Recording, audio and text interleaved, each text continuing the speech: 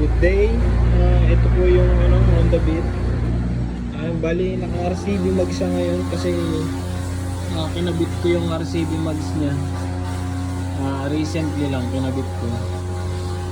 Pero pagka kukunin nyo na to, babalik ko din sa stock mags. Ayan po yung motor.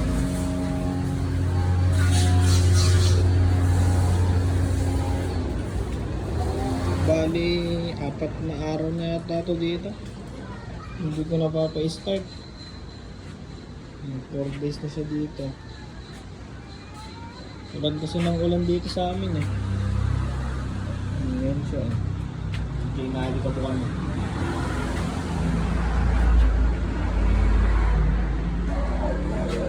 Ito po yung current odometer niyo.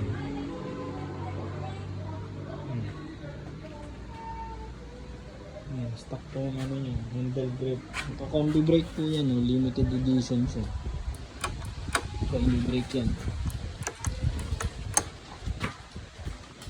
Ayan. Beat combi brake. Ayan.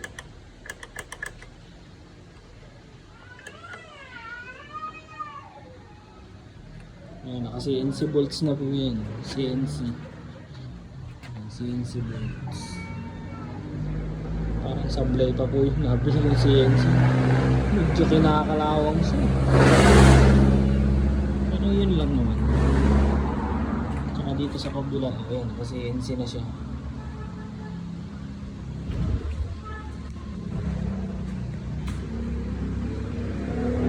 Start ko po.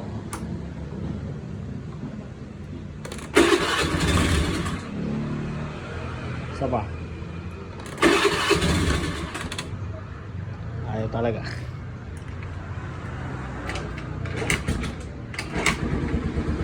Yun. Okay yan.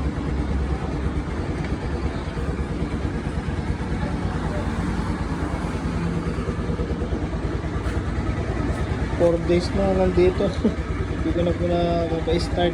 Kahit start hindi. Ngayon lang. Since hindi, Monday ko siya huling nagamit.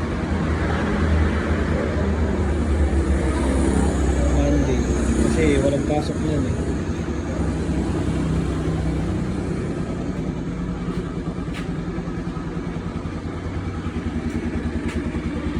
Ito, rev natin.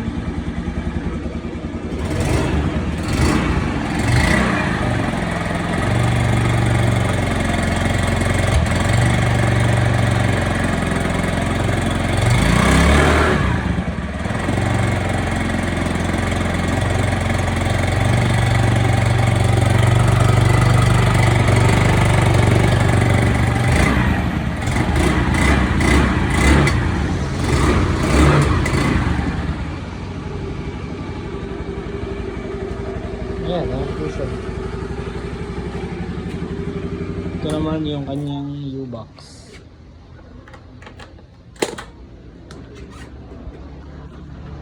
Yan pa po yung mga manual niya.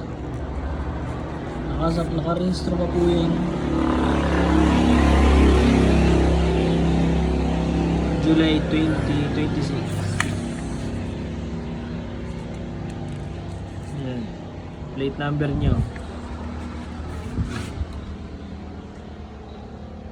5757 WQ. May bago na rin pong plaka itong nasa loob lang. Hindi ko lang nilabas. Ito yung box niya. Ayan.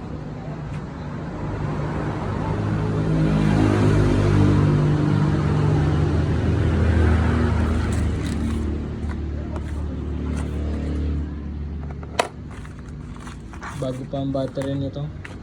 Wala pang 1 year. Tapos madalang ko pong gamitin. Ayan po siya.